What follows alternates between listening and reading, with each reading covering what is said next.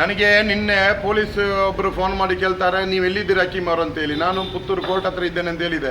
ಯಾಕೆ ಅಂತ ಕೇಳುವಾಗ ಒಂದು ನೋಟಿಸ್ ಇದೆ ಅಂತ ಹೇಳಿದರು. ಆಯಿತು ತನ್ನಿ ಅಂತ ಹೇಳಿದೆ. ನೋಟಿಸನ್ನು ಓದಿ ನೋಡುವಾಗ AC ಅವರು ಕಳಿಸಿದ ನೋಟಿಸ್. ಅದರಲ್ಲಿ ಇರುವುದೇನು, ನಿಮ್ಮನ್ನು ಯಾಕೆ ಗಡೀಪಾರು ಮಾಡಬಾರದು ಅಂತೇಳಿ ಇದೆ. ನಾನು ಆ ಪತ್ರವನ್ನು ಓದಿದಾಗ ಪತ್ರದಲ್ಲಿ ಇರುವುದೇನು, ನನ್ನ ಮೇಲೆ 9 ಕೇಸ್ ಇದೆ ಅಂತೇಳಿ ಪುತ್ತೂರು ಪೊಲೀಸಿನವರು ಸುಳ್ಳು AC ಅವರಿಗೆ ಮಾಹಿತಿ ಕೊಟ್ಟಿದ್ದಾರೆ. ಸುಳ್ಳು. ಶಾಸಕರ ಒತ್ತಡದ ಮೇರೆಗೆ ನಿಜವಾಗಿ ಗಡೀಪಾರು ಮಾಡಬೇಕಾಗಿದ್ರು ಅಶೋಕ್ ರೈಯನ್ನು ಅವರು ಪಿಸ್ತೂಲ್ ಹಿಡಿದು ಎದುರಿಸಿದ್ದು ಜನರನ್ನು. ನಿಜವಾಗಿ ಮಾಡಬೇಕಿದ್ರು ಪುತ್ತೂರು ಶಾಸಕ ಅಶೋಕ್ ರೈನ ಗಡೀಪಾರು ಮಾಡಬೇಕಿತ್ತು. ಅದನಂತರ ಮೊನ್ನೆ ಇತ್ತೀಚೆಗೆ ಉಪ್ಪಿನಂಗಡಿಯಲ್ಲಿ ದೀಕ್ಷಿತ್ ರೈ ಮತ್ತು ಮತ್ತೊಬ್ಬ ಪಾತಾಜಿ ಅಂತ ಹೇಳ್ತಾರಲ್ಲ, ಅವರಿಬ್ಬರು ತಲ್ವಾರ್ ಕಾಳಗ ಮಾಡಿದ್ರಲ್ಲ, ಎಲ್ಲಿ ಕೇಸ್ FIR ಆಗಿದೆ? ಈ ಶಾಸಕರ ಒತ್ತಡದ ಮೇರೆಗೆ ಅದು ಕೂಡ ಕೇಸ್ ದಾಖಲಾಗಲಿಲ್ಲ. ಆಯಿತು, ಇವರು ಯಾರು? ಈ ಪಾತಾಜಿ ಮತ್ತು ದೀಕ್ಷಿತ್ ರೈ ಅಂತ ಅಶೋಕ್ ರೈ ಒಟ್ಟಿಗೆ ಇದ್ದಾರಲ್ಲ, ಅವ್ರು ಯಾರು? ಇದೇ ಜರೀಲ್ ಖರೋಲ್ಪಾಡಿಯನ್ನು ಕೊಲೆ ಮಾಡಿದ ವ್ಯಕ್ತಿ ಇವರೇ.